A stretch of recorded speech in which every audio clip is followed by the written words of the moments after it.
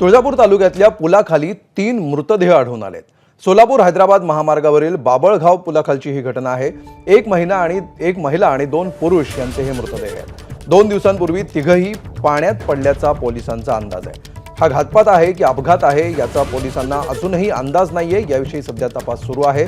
पुरुषाचा मृतदेह उमरगा तालुक्यातील मुरुमच्या रहिवाशाचा असल्याची माहिती आता समोर आली। अधिक माहिती घेऊया, आमचे प्रतिनिधी आप्पासाहेब शेळके सध्या आपल्या सोबत आहेत। आप्पासाहेब, या सगळ्या मृतदेहांचं गूढ आता कितपत उकललंय आणि कुठल्या गोष्टी अजून समजायच्या बाकी आहेत? अमोल, अजूनही या मृतदेहाच्या बाबत गूढ कायम आहे। हो। हा अपघात आहे की घातपात आहे अशा या अंगानेही पोलीस तपास करत आहेत। या 2 दिवसापूर्वी हे मृतदेह 2 दिवसापूर्वी पाण्यात पडले असावे हा प्राथमिक अंदाज आहे।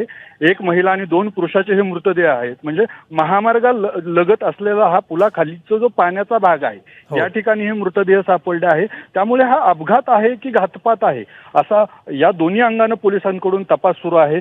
यामधल्या 3 मृतदेहापैकी एक मृतदेहाची ओळख पटलेली आहे। पुरुष मृतदेहाची ओळख पटली आहे, तो म्हणजे मुरुम येथील आनंदनगर भागातील हा पुरुष असल्याची माहिती। मात्र अद्याप 2 मृतदेहांची ओळख पटलेली नाहीये। ते ओळख पटवण्याचं काम सुरू आहे आणि त्यानंतरच आपल्याला या संदर्भात कळेल की पुढच्या तपासामध्ये हा अपघात आहे की निश्चितपणे काय होतं, घातपात की अपघात आहे यानंतरच स्पष्ट होईल। धन्यवाद आप्पासाहेब या सविस्तर माहितीबद्दल।